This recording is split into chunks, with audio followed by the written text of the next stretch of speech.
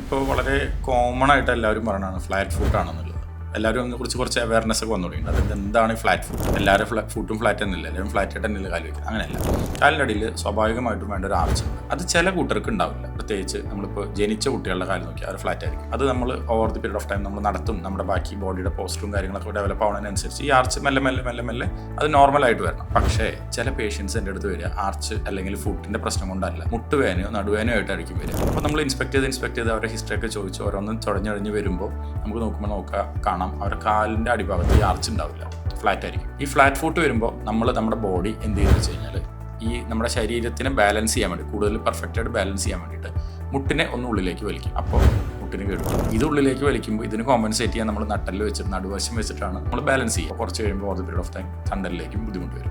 നമ്മൾ തണ്ടലിനെയും മുട്ടിനെ മാത്രം ചികിത്സിച്ചിട്ട് കാര്യം ഉണ്ടാവും. അതിൻ്റെ റൂട്ട് കോസ് ചിലപ്പോൾ കാലിൻ്റെ അടിയിലായിരിക്കും. അപ്പോൾ ഫ്ലാറ്റ് ഫുട്ട് ആണ് അതിൻ്റെ റീസൺ എന്നുണ്ടെങ്കിൽ അതിന് വേണ്ട ആർച്ച് സപ്പോർട്ടും അതിന് വേണ്ട ഫുട്വെയർ കറക്ഷൻസും കാര്യങ്ങളൊക്കെ ചെയ്ത് കഴിഞ്ഞാൽ നല്ല ഡിഫറൻസ് ഉണ്ടാക്കും. ഇപ്പോൾ ഇതിൻ്റെ ഒരുപാട് അഡ്വാൻസ്ഡ് ആയിട്ടുള്ള ട്രീറ്റ്മെൻറ്റ്സ് ഒക്കെ വന്നിട്ടുണ്ട്. ഇപ്പോൾ എറണാകുളത്ത് ഞാനൊരു പുതിയ സംഭവം വന്നിട്ടുണ്ടെന്ന് കേട്ടു.